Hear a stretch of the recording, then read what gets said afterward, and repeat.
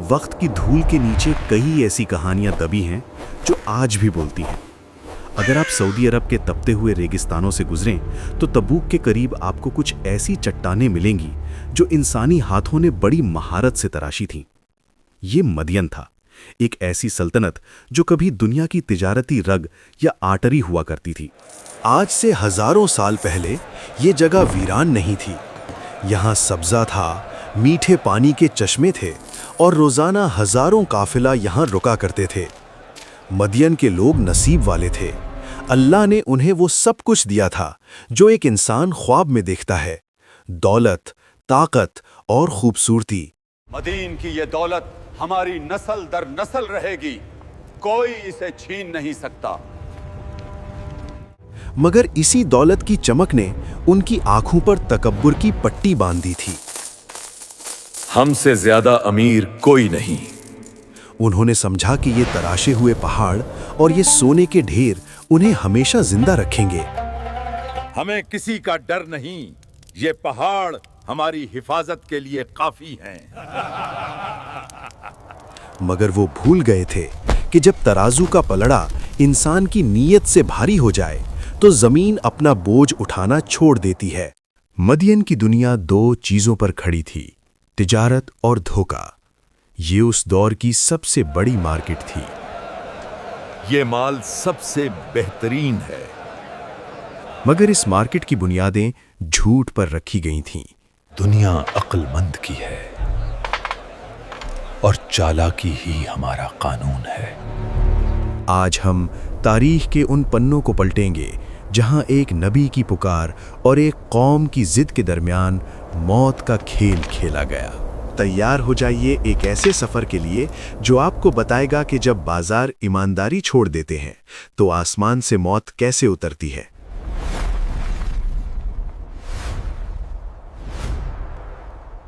मदियन के बाजार दुनिया भर में मशहूर थे, मगर उनकी शोहरत की वजह उनका माल नहीं, उनका इकोनॉमिक सिस्टम था। वो दुनिया के पहले लोग थे जिन्होंने धोखे को एक कानून यानी लॉ बना लिया था। उनके पास दो तराजू यानी स्केल्स हुआ करते थे। एक वो जिसे वो खरीदने के लिए इस्तेमाल करते, जिसमें वो पल्लड़ा झुका देते ताकि माल ज्यादा मिल सके, और दूसरा बेचने के लिए, जिसमें वो डंडी मार देते ताकि लोग कम माल ले जाएं। पूरा वजन है, देख लो। तसव्वुर कीजिए, एक मुसाफिर मीलों का सफर तय करके आता है। उसके पास थोड़ी सी दौलत है और वो अपने बच्चों के लिए अनाज खरीदना चाहता है। मदियन का ताजिर उसे मुस्कुराते हुए देखता है, उसे बेहतरीन खजूरें दिखाता है, मगर जब तोलने का वक्त आता है तो ताजिर की उंगली खामोशी से तराजू के नीचे दबाव डालती है। मुसाफिर को लगता है उसने पूरा माल लिया, मगर वो धोखा खा चुका होता है। ये तो कम लग रहा है। जब वो मुसाफिर आवाज उठाता तो पूरा बाजार उसके खिलाफ हो जाता। मदियन में इंसाफ नहीं, सिर्फ नफा बिकता था। खुदा देख रहा है, तुम्हारा ये नफा तुम्हें ले डूबेगा। लेकिन उनका जुल्म सिर्फ बाजार तक महदूद नहीं था। ये लोग सड़कों पर डाकू बनकर बैठते थे।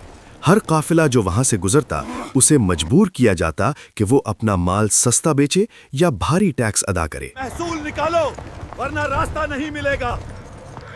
उन्होंने अल्लाह की जमीन पर फसाद फैलाया हुआ था। वो रास्ता रोक कर बैठते और लोगों को डराते धमकाते। और सबसे खौफनाक बात, उन्हें लगता था कि वो अक्लमंद है। वो कहते थे, ये हमारी मेहनत है, ये हमारी अकल है, हम जो चाहें करें। दौलत का नशा जब हद से बढ़ता है तो इंसान अपने आप को खुदा समझने लगता है। मदियन के सरदार अपने महलों में बैठकर नए नए धोखे ईजाद करते थे। उनका मानना था कि सच्चाई कमजोरों का सहारा है और चालाकी ताकतवर का हथियार। मगर उन्हें यह मालूम नहीं था कि दुनिया के हर बाजार का एक मालिक ऊपर भी बैठा है, जो हर गिरते हुए तराजू और हर दुखी दिल की आह को सुन रहा है। और फिर वक्त का पहिया घूमा और मदियन की गलियों में एक ऐसी आवाज गूंजी जिसने उनकी नींदें हराम कर दी। जब गुनाह की स्याह रात गहरी हो जाए तो उम्मीद की किरण बनकर अल्लाह का कोई नाइब जरूर आता है। मदियन की गलियों में जहां हर तरफ झूठ और लालच का राज था, वहां एक ऐसी आवाज गूंजी जिसमें दुनिया की दौलत की तलब नहीं, بلکہ آخرت کی فلاح تھی۔ یہ حضرت شعیب علیہ السلام تھے۔ تاریخ انہیں خطیب الانبیاء یعنی انبیاء میں سب سے بہترین خطاب کرنے والا کے نام سے یاد کرتی ہے۔ شعیب علیہ السلام کا لہجہ شہد سے زیادہ میٹھا اور دریا کی لہروں کی طرح روان تھا۔ انہوں نے کسی تلوار کا سہارا نہیں لیا، بلکہ لفظوں کی طاقت سے دلوں کے دروازے کھٹکھٹائے۔ انہوں نے مدین کے لوگوں کو ان کی تزیر گاہوں مارکیٹ پلیسز میں جا کر پکارا۔ انہوں نے کہا، اے میری قوم، اللہ کی عبادت کرو، اس کے سوا تمہارا کوئی معبود نہیں، اور ناپ تول میں کمی نہ کرو۔ میں تمہیں خوشحالی میں دیکھ رہا ہوں، مگر میں تم پر اس دن کے عذاب سے ڈرتا ہوں جو سب کو گھیر لے گا۔ لیکن مدین کے تاجر، جن کی رگوں میں سود اور دھوکہ خون بن کر دوڑ رہا تھا، انہیں یہ نصیحت ایک مذاق لگی۔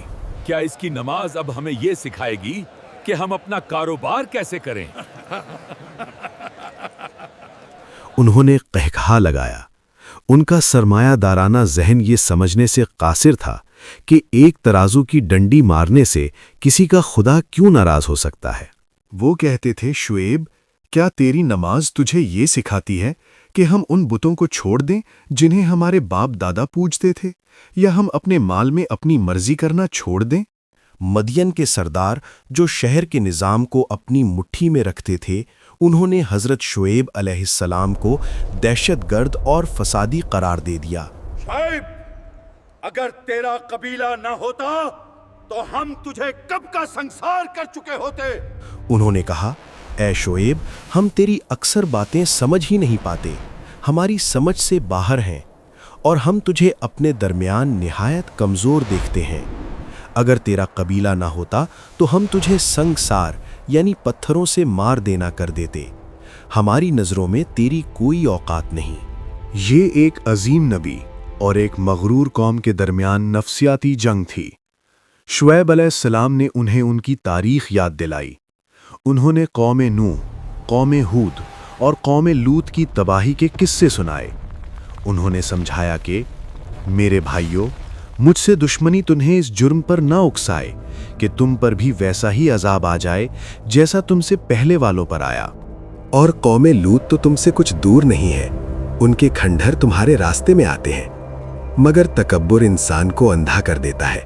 مدین والوں نے اپنی آنکھیں بند کر لیں اور اپنے کانوں میں انگلیاں ڈال لیں۔ شہر دو حصوں میں بٹ گیا تھا۔ ایک طرف وہ چند غریب اور کمزور لوگ تھے جو حق کی پکار پر لبیک کہہ چکے تھے۔ ہم نے حق کو پا لیا ہے، اب موت کا ڈر کیسا؟ اور دوسری طرف وہ تکبر کا جن تھا جو کسی قانون کو نہیں مانتا تھا۔ جب شعیب علیہ السلام نے دیکھا کہ ان کی نرم مزاجی کو ان کی کمزوری سمجھا جا رہا ہے، تو انہوں نے وہ تاریخی جملہ کہا جو ہر نبی اپنی قوم سے کہتا ہے جب پانی سر سے گزر جاتا ہے، تم بھی انتظار کرو، میں بھی تمہارے ساتھ انتظار کرنے والوں میں ہوں۔ مدین کے بازار اب بھی سجائے ہوئے تھے، ترازو اب بھی جھوٹ تول رہے تھے، مگر آسمان پر فیصلہ لکھا جا چکا تھا۔ وہ لوگ نہیں جانتے تھے کہ ان کی ہنسی جلد ہی چیخوں میں بدلنے والی ہے۔ وہ نہیں جانتے تھے کہ جس دولت پر انہیں ناز ہے وہی ان کا کفن بنے گی۔ جب حق کی پکار کو جھوٹ کے زور سے دبایا نہیں جا سکا تو مدین کے سرداروں نے وہ راستہ اختیار کیا جو ہر مغرور قوم نے اپنے نبی کے خلاف چنا ہے، ظلم اور اخراج، ایکسپلشن۔ انہوں نے حضرت شعیب علیہ السلام کو آخری بار بلایا۔ یہ دعوت نہیں تھی، یہ ایک کھلا اعلان جنگ تھا۔ مدین کے سب سے بڑے سردار نے، جس کی گردن تکبر سے کبھی نہیں جھکی تھی، گرج کر کہا، آئے شعیب، یا تو ہم تجھے اور تیرے ساتھ ایمان لانے والوں کو اپنی بستی سے نکال دیں گے، یا پھر تمہیں ہماری ملت، مذہب اور طریقوں میں واپس آنا ہوگا۔ یہ دھمکی صرف حضرت شعیب علیہ السلام کے لیے نہیں تھی، بلکہ ان تمام کمزور لوگوں کے لیے تھی جنہوں نے دولت کے بت کو چھوڑ کر اللہ کی بندگی اختیار کی تھی۔ شعیب نے نہایت اطمینان سے جواب دیا، کیا تب بھی جب کہ ہم تمہارے طریقے کو ناپسند کرتے ہوں؟ اگر ہم اللہ کی طرف سے نجات پانے کے بعد تمہارے دین میں واپس آ جائیں تو اس کا مطلب یہ ہوگا کہ ہم نے اللہ پر جھوٹ باندھا ہے۔ ان کا یہ جواب मदियान की सल्तनत की बुनियादों पर एक हथौड़ा बनकर लगा। उन्होंने साफ कह दिया कि दौलत और ताकत का डर उन्हें सच्चाई से पीछे नहीं हटा सकता। यहाँ तारीख हमें एक और गिरोह का बताती है जिन्हें अस्हाब अल-ऐका, जंगल वाले या झाड़ियों वाले कहा जाता है। ये लोग भी हज़रत शुएब अलैहिस्सलाम की दावत के मुखातिब थे। इनका गुनाह भी वही था, नाप तोल में कमी और रास्ता रोककर लोगों को लूटना। इन्होंने भी अपने नबी का मजाक उड़ाया और कहा, तू तो सिर्फ एक जादूज़दा शख्स है, तू तो हमारे जैसा ही एक इंसान है। अगर तू सच्चा है तो हम पर आसमान का कोई टुकड़ा गिरा कर दिखा। आसमान का टुकड़ा, ये वो मुतालबा था जिसने उनकी किस्मत पर मोहर लगा दी। जब इंसान अपनी हिदायत के लिए मोजिज़ात मांगने के बजाय अजाब की तमन्ना करने लगे तो समझ लीजिए कि तौबा के दरवाजे बंद होने वाले हैं। शुएब ने अपने सर को आसमान की तरफ उठाया और वो दुआ की जो अर्श को हिला देने वाली थी। ऐ हमारे रब, हमारे और हमारी कौम के दरमियान हक के साथ फैसला कर दे, और तू ही बेहतरीन फैसला करने वाला है। फैसला हो चुका था। मदियान और ऐका की पुर रौनक गलियों में अचानक हवा रुक गई। वो ठंडी हवा जो उनके खेत सरसब्ज रखती थी अब एक तकते हुए तन्नूर में बदल गई। सूरज अपनी पूरी आग उगलने लगा, पानी के चश्मे खौलने लगे। ये अजाब का पहला मरहला था, सख्त तरीन तपिश। 7 दिन और 7 रातें ये कौम आग के दरिया में जलती रही। उनके महलों की खंडक खत्म हो गई, उनका सरमाया उन्हें सुकून न दे सका। ये कैसी आग है?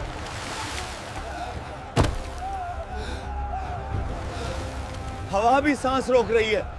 7 दिन की तपती धूप के बाद उन्होंने दूर एक काला साया देखा। वो खुश हुए। उन्हें लगा कि ये बारिश का बादल है जो उन्हें ठंडक देगा। वो देखो, बादल आ गया, चलो ठंडक की तरफ भागो। वो सब भागते हुए उस बादल के नीचे जमा हो गए। ये मदियन की तारीख का सबसे बड़ा मजाक था। वो जिस आसमान के टुकड़े का मुतालबा कर रहे थे वो उनके सर पर आ पहुंचा था। इसे कुरान ने यानी साइबान वाला दिन कहा है। मदियन की कौम ने जिस बादल को अपनी नजात समझा था वो दरअसल उनकी मौत का साइबान था। जैसे ही पूरी कौम उस काले साए के नीचे जमा हुई, कुदरत का इंतकाम शुरू हो गया। पहले उस बादल से बारिश नहीं बल्कि आग के शोले और चिंगारियां बरसने लगीं। लोग चीखने लगे, भागने लगे, मगर अब कहीं कोई पनाह नहीं थी। वो अस्हाबुल ऐका यानी जंगल वाले जो अपने दरख्तों और हरियाली पर नाज करते थे, उन्होंने देखा कि उनकी वादी जहन्नम का नमूना बन चुकी है। लेकिन ये तो सिर्फ आगाज था। कुरान करीम हमें बताता है कि उस वक्त 3 तरह के आज़ाब ने उन्हें घेर लिया। पहले अज़ाबुज़्ज़ल्ला यानी बादल का आज़ाब, फिर अर्रजफा यानी एक ऐसा ज़लज़ला जिसने पहाड़ों को रुई यानी कॉटन की तरह उड़ा दिया और ज़मीन ने उन्हें झंझोड़ कर रख दिया। और फिर वो आखिरी फैसला आया। आसमान से हज़रत जिब्राईल अलैहिस्सलाम की एक खौफनाक चीख गूंजी। ये कोई आम आवाज़ नहीं थी, ये एक ऐसी साउंड वेव थी जिसने इंसानी जिस्मों के अंदर दिलों को फाड़ दिया। वो लोग जो कल तक हज़रत शुएब अलैहिस्सलाम का मजाक उड़ाते थे, उस एक चीख ने उनकी सांसें हमेशा के लिए रोक दी।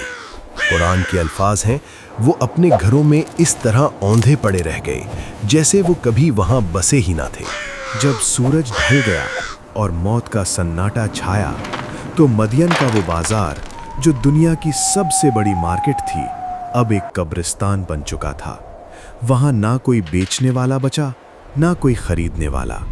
वो तराजू जो झूठ तोलते थे अब मिट्टी में दबन थे। वो सोने के ढेर जिन पर उन्हें नाज था वहाँ बेयारो मददगार पड़े थे। हज़रत शुएब अलैहिस्सलाम और उनके मोमिन साथी अल्लाह की हिफाजत में वहाँ से निकल चुके थे। जब उन्होंने पलटकर अपनी कौम की तबाही देखी तो उनका दिल भर आया। शुएब अलैहिस्सलाम ने दुख भरी आवाज़ में कहा, ऐ मेरी कौम, मैंने तुम्हें अपने रब का पैगाम पहुंचा दिया था और तुम्हारी खैर ख्वाही की थी, तो अब मैं इस काफिर कौम पर कैसे अफसोस करूं? انہوں نے محسوس کیا کہ جب کوئی قوم ہدایت کے ہر دروازے کو خود اپنے ہاتھوں سے بند کر دے تو ان کا انجام یہی ہوتا ہے۔ آج ہزاروں سال گزرنے کے بعد بھی سعودی عرب کے علاقے البدا مدین میں وہ پہاڑ اور گھر موجود ہیں جو اس عظیم داستان کی گواہ ہیں۔ یہ کھنڈر آج کے تاجروں، آج کے سیاست دانوں اور آج کے انسان کو ایک ہی سبق دیتے ہیں کہ تجارت صرف پیسہ کمانے کا نام نہیں بلکہ آخرت کمانے کا ذریعہ ہے۔ جب انسان کے ترازو میں دھوکہ آتا ہے تو اللہ کی رحمت چلی جاتی ہے۔ مدین کی یہ کہانی صرف ایک تاریخی واقعہ نہیں بلکہ ہر اس شخص کے لیے ایک وارننگ ہے جو سمجھتا ہے کہ وہ اپنے دھوکے سے دنیا کو جیت سکتا ہے۔ یاد رکھیں، ترازو صرف بازار میں نہیں ہوتے، ترازو ہمارے دلوں میں بھی ہوتے ہیں۔